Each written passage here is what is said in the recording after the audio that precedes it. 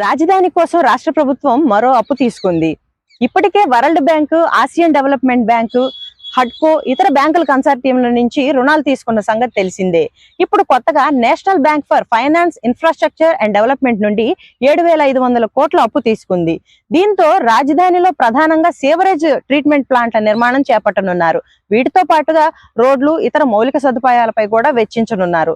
దీనికి కేబినెట్ ఆమోదం కూడా లభించడంతో జీవో నెంబర్ 226ను విడుదల చేశారు.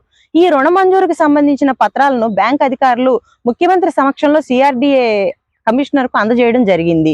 దీంతో పాటుగా పవర్ ఫైనాన్స్ కార్పొరేషన్ నుంచి 1,500 కోట్ల రుణం తీసుకున్నారు. దీనికి సంబంధించి కేబినెట్ ఆమోదం లభించడంతో 227వ నంబర్ జీవోను విడుదల చేశారు. ఈ రుణం మొత్తంతో కలుపుకుంటే గనక కూటమి ప్రభుత్వం ఏర్పడిన తర్వాత కేవలం రాజధాని కోసమే బ్యాంకుల నుంచి తీసుకున్నటువంటి రుణం 45,000 కోట్లకు చేరుకుంది. రాష్ట్రమంతా ఇప్పుడు క్వాంటమ్ వ్యాలీ మీద చర్చ నడుస్తుంది. నిన్న కేబినెట్ లో కూడా ఈ క్వాంటమ్ వ్యాలీ పైన చర్చ జరిగింది. ఒక 5 అంశాలపై ఆమోదాలు కూడా లభించాయి. నేషనల్ క్వాంటమ్ వ్యాలీలో భాగంగా అమరావతి క్వాంటమ్ వ్యాలీని ఇక్కడ మన రాజధానిలో ఏర్పాటు చేయనున్నారు. ఇప్పుడు మనం చూస్తున్న భవనాల్లోనే అమరావతి క్వాంటమ్ వ్యాలీని ఏర్పాటు చేయనున్నారు. ఇది విట్ యూనివర్సిటీకి సంబంధించిన భవనాలు. ఇందులో 2026 జనవరి 1 నాటికి 156 క్యూబిట్ కెపాసిటీ ఉన్న 3 క్వాంటమ్ కంప్యూటర్స్ ని ఏర్పాటు చేయనున్నారు. దాంతో ఇక్కడ అమరావతి క్వాంటమ్ వ్యాలీ అధికారికంగా ప్రారంభమవుతుంది. తరువాత ఈ సమీపంలోనే శాశ్వత భవనం నిర్మాణం పూర్తి కాగానే అక్కడికి ఈ క్వాంటమ్ వ్యాలీని తరలిస్తారు. రాజధాని అమరావతి పనులు ఊపందుకున్నాయి. అమరావతిని కొత్త జిల్లాగా ప్రకటిస్తారన్న వార్తలు వస్తున్నాయి. ఇందులో మంగళగిరి, తాడికొండ నియోజకవర్గాలు, ఎన్టీఆర్ జిల్లాలోని నందిగామ, మైలవరం నియోజకవర్గాలను కలపనున్నారు. అయితే ఇప్పటికే గొల్లపూడి దగ్గర నేషనల్ హైవే వంతెన నిర్మాణం జరిగింది.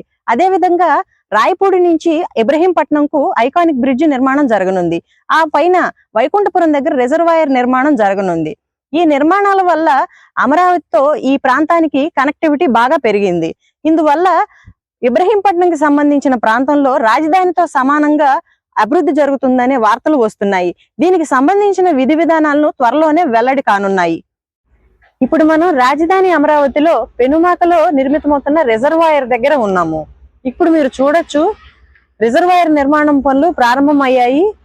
ఇక్కడ ఇటు చుట్టుపక్కల చూసుకుంటే కనుక మీకు కనబడుతున్న ప్రాంతం అంతా, ఇటు మళ్ళీ ఆ రోడ్డు పక్కన అవతల వైపు ఉన్నటువంటి ప్రాంతం అంతా కలిపి మొత్తం 200 ఎకరాల్లో 315 కోట్ల వ్యయంతో ఈ రిజర్వాయర్ ను నిర్మిస్తున్నారు. ఇది ఎందుకు నిర్మాణం చేస్తున్నారంటే అమరావతి బ్లూ ప్లాన్ లో భాగంగా కొండవీటి వాగు వరదను మేనేజ్ చేయడం కోసం 3 రిజర్వాయర్లు నిర్మించనున్నారని మనం గతంలో చెప్పుకున్నాము. అది శాఖమూరు, నీరుకొండ, కృష్ణాయపాలెం. అయితే కృష్ణాయపాలెంలో నిర్మించాలనుకున్న రిజర్వాయర్లు కొద్దిగా మార్పులు జరిపి అది పెనుమాక రెవెన్యూ పరిధిలోకి వచ్చింది. కాబట్టి ఇక నుంచి దీన్ని పెనుమాక రిజర్వాయర్ గా పిలవనున్నారు. ఇప్పుడు మీరు చూస్తున్నది కూడా పెనుమాక రిజర్వాయర్ కి సంబంధించిన నిర్మాణ పనులు. ఇప్పుడు మనం ఉన్నది రాజధాని అమరావతిలో వెంకటపాలెం టోల్ ప్లాజా దగ్గర. ఇది NH16 కి అనుసంధానంగా విజయవాడ వెస్ట్ బైపాస్ మీద ఏర్పాటు చేయబడింది. ఈ బైపాస్ కనుక తీసుకుంటే గన్నవరం సమీపంలోని చిన్నవుటపల్లి దగ్గర నుండి ప్రారంభమై ఇటువైపు గుంటూరు జిల్లాలో చినకాకాని దగ్గర ముగుస్తుంది. ఇక్కడ ఉన్న ప్రత్యేకత ఏంటంటే అవుటపల్లికి అవతలే పొట్టిపాడు దగ్గర ఒక టోల్ ప్లాజా ఉంది. మళ్ళా ఇక్కడ ఒకటి ఏర్పాటు చేశారు. ఇక్కడ నుంచి 10 కిలోమీటర్ల అవతల కాజా దగ్గర ఒక టోల్ ప్లాజా ఉంది. ఈ టోల్ ప్లాజాని ప్రారంభించినట్లయితే గనక విజయవాడ సమీపంలోనే 3 టోల్ ప్లాజాలు ఏర్పాటు చేసినట్టు.